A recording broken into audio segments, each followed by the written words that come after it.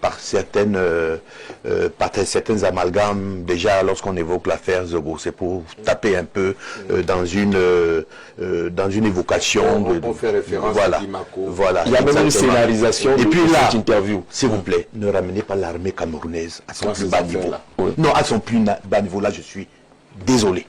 L'armée camerounaise aujourd'hui a fait face toute seule entre 2014 et 2015 contre Boko Haram. Ah oui. Elle était seule au front. Je voudrais qu'on ait du respect pour cette armée-là aujourd'hui et définitivement. C'est une armée professionnelle. Alors, cette armée aujourd'hui fait face à plusieurs crises. L'extrême nord qui est en train de reprendre avec Boko Haram, le nord-ouest et le sud-ouest où il y a une insurrection, la partie hauturière où il y a une piraterie qui sévit, le sud et l'est du pays où il y a des contrebandiers qui continuent à sévir, et l'est même du Cameroun qui fait face aujourd'hui aux menées des incursions et tout le reste. Heureusement que c'est une armée qui est polymorphe. Ce que je voudrais dire aujourd'hui, ramener quand même la sécurité présidentielle à un mercenaire qui se balade aux abords de la présidence et sur qui on prend des armes sophistiquées. Ça veut dire quoi les armes sophistiquées? Essayons maintenant de faire un parallèle d'armement. Il avait quoi? Il avait un drone avec des explosifs de 400 kg ou bien le reste, ou alors il avait une arme de sniper. Pour ne pas pouvoir faire face aujourd'hui à un corps suffisamment solide comme la GP qui est rompu à la guerre urbaine, anti-cité. Non, ne ramenons pas ça. Si jamais un individu de ce genre aurait été, en plus de cela, interpellé, ce qui m'étonnerait dans la périphérie tout autour de la présidence, parce que quand même la sécurité camerounaise, au niveau des forces de défense et sécurité, elle est au top niveau. Attention à ce que nous disons. Alors, on interpelle l'intéressé, on va le déposer à la sécurité militaire, et puis après il y a le SGPR qui, après un coup de fil, fait sortir l'intéressé. Non, ça c'est ramener. C'est une fabulation qui n'a pas de ça. Non, ramenons l'armée camerounaise à son sens professionnel.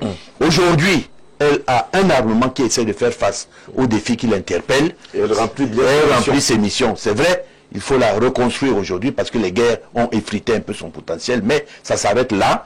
Nous avons quand même une armée qui, au niveau de toutes ces strates, fonctionne. D'accord. Vous savez, je suis la personne sur ce plateau qui peut parler de l'armée avec autorité. Oui. 35 ans de service et j'ai occupé les plus hauts postes. J'ai terminé conseiller technique auprès du ministre. Je ne voulais pas qu'on parle de l'armée en ces termes. L'armée a subi des réformes en 2001 qui ont été orientées vers une armée moderne, en mettant le diptyque armée-nation au devant et en gardant une philosophie de défense populaire. Aujourd'hui, si je me mettais à exhumer de manière parallèle tout ce qui entoure le dossier des Foudou, ce qu'on veut éviter justement. Je le connais, je crois suffisamment, il est de la 35e promotion, la promotion paix et émergence. Je sais quelle est la suite de ce dossier. Lorsqu'il est sorti de la présidence, il a été nommé comme responsable de structure et je ne sais plus quoi, la 3e région militaire interarmée.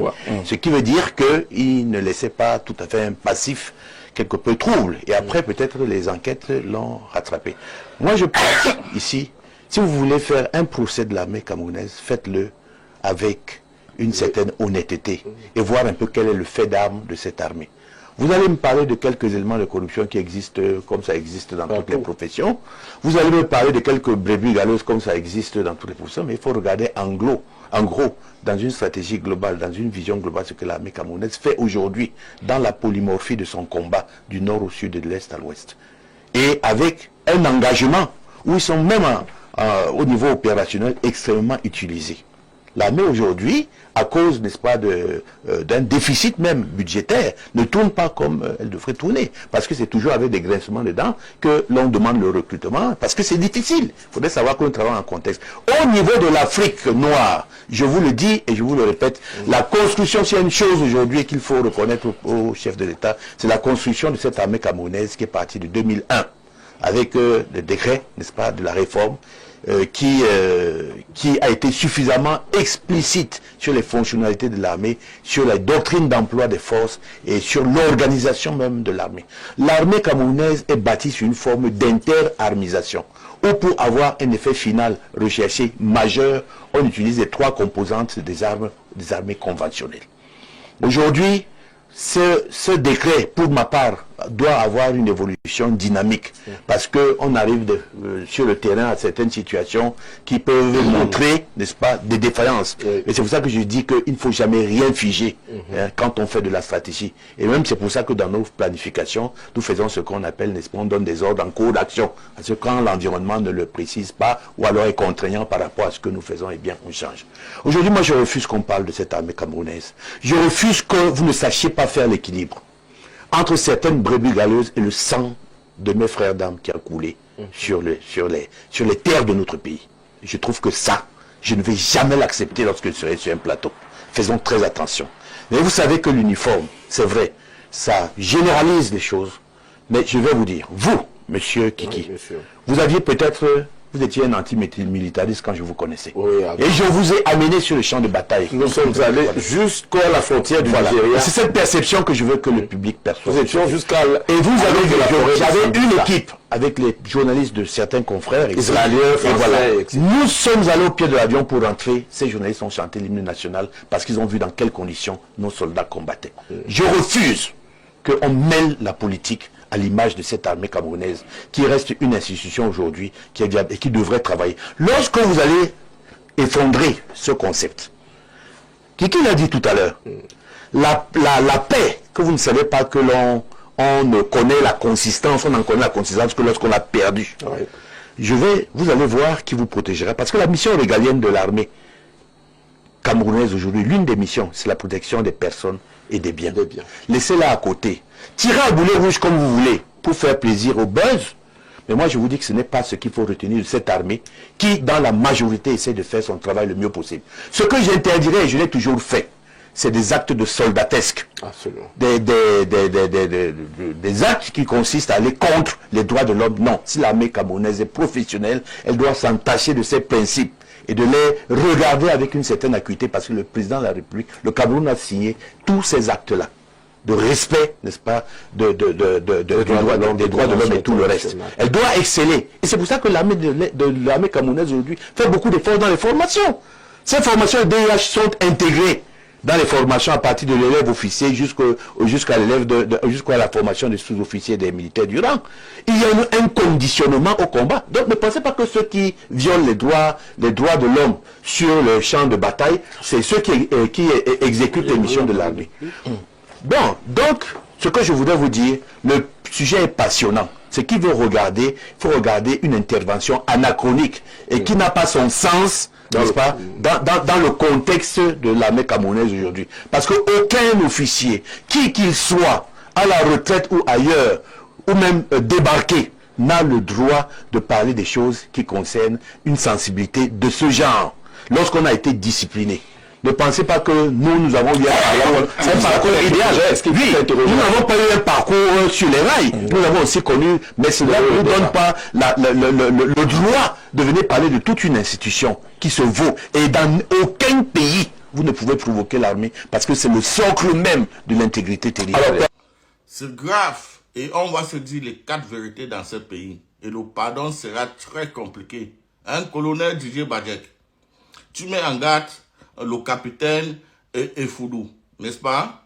Bon, on va écouter ce que le colonel Badjek dit, mais avant de l'écouter, j'aimerais lui rappeler de ces fameuses phrases. Hein? Un officier ne dit jamais non à un officier. Est-ce que tu te rappelles de ça? Bon, écoutez d'abord le colonel, après on va faire un petit résumé là-dessus. Donc ce qui se passe aujourd'hui, nous avons un officier qui a été certainement déversé pour une raison qui doit être majeure, parce que l'officier est soumis à la sanction pénale, la sanction administrative, n'est-ce pas, et même la sanction militaire, de la justice militaire. S'il est sorti, il est sorti. Qui vous croyez que dans les armées n'a pas reçu une quelconque désapprobation ou bien difficulté particulière? Nous devons servir avec honneur et fidélité. Je dois enseigner ici, parce que cela je l'enseigne, c'est la psychologie du soldat. Elle doit être motivée principalement par 4 piliers. Il y a d'abord le pilier du moral. Il y a le pilier de l'amour de la patrie, qui ne se détache point de l'unité nationale. Il y a le pilier de la fidélité, n'est-ce pas, qui reste extrêmement fort. Et enfin, il y a le pilier de l'honneur. poser des actes qui restent dans le sens de l'honneur. Ça ne dispense pas un stratège ou qui que ce soit qui a cette liberté d'expression de pouvoir dire ce qui ne va pas poliment et de proposer une axiologie stratégique sur ce qu'il doit dire. Comprenez-vous? Ce genre de jeu s'est alimenté par une velléité particulière que l'on connaît. Et on connaît cette velléité de pouvoir attiser des braises, pousser des gens à faire des choses qui ne vont pas. L'armée camerounaise va rester toujours républicaine et professionnelle. Et c'est ce que moi, en tant que senior, je peux léguer comme conseil au cadet. Le cadet qui l'a fait, il faudrait qu'il arrête de le faire.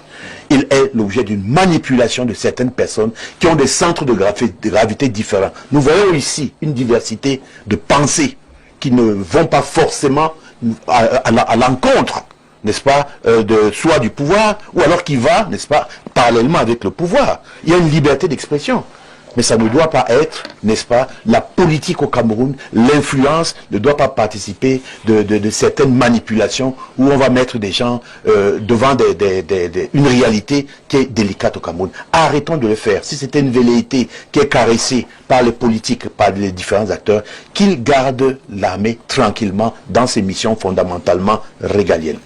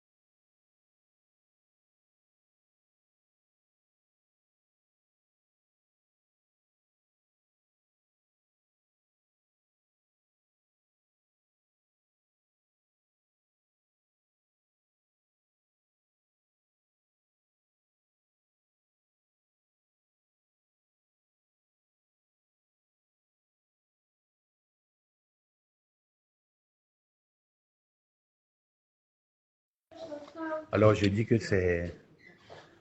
bonsoir d'abord, je suis très très déçu parce que je ne suis pas certain qu'on pourra mener ce combat. Tu sais, eux, ils ont la stabilité dans le mal parce qu'ils ont les moyens de l'État et tout. La seule chose qu'ils peuvent faire, c'est de durer et de sécuriser ce qu'on appelle le contentment. C'est-à-dire que la politique du contentement, où ils bloquent, ils savent qu'à l'usure, ils vont avoir les gens à l'usure, et petit à petit, la paix va s'édulcorer, et ils auront encore les mêmes bandits qui vont exploiter le Cameroun et tout. Donc c'est un peu compliqué cette histoire-là. Ils ont réussi à faire, et tout ça c'est la faute de l'opposition. C'est la faute de l'opposition, je ne suis pas très... aujourd'hui, si jamais l'opposition avait su qu'il était fort, n'est-ce pas qu'ils se seraient réunis autour de lui hein, pour dire que, bon, voilà, on essaye de te soutenir. Hein, et puis, on voit parce qu'on savait que c'est lui qui avait les meilleures chances. Non, ils ne l'ont pas fait. Bouba Bello, aujourd'hui, bon, me dit qu'il a fait un communiqué et après, il s'est retracté. Ce sont des gens qu'on est déjà allé voir, les Cabral Libyens, on est déjà allé les voir pour leur proposer des postes ministériels. Il suffirait seulement que 2 d'entre eux reconnaissent les élections, c'est fini. On va les nommer au gouvernement. Non, ce pays, c'est un pays de pourri. De pourri, moi je suis... Et puis quand je vois un peu ce que les bêtis font là, machin, ils se prennent, je ne sais pas pourquoi, c'est eux qui dirigent les écans. Donc ils doivent être là éternellement. C'est ça qui est la question. Alors, moi, je commence un peu à en avoir marre. J'en ai marre de... Moi, je ne suis pas le larbin de ces gens. Hein. Je ne suis pas le larbin de ces gens. Moi, je ne suis même plus là-dedans. Moi, les histoires de RDP, c'est le machin et tout. Moi, je suis très écœuré. Je pensais que quand on arriverait là-bas, on nous laisserait au moins parler, reconstruire sur des sentiers progressifs. Bon, on ne peut pas. Moi, c'est fini. Je te dis, c'est fini. Quand si quelqu'un m'appelle même encore à une réunion, je vais l'insulter. Voilà.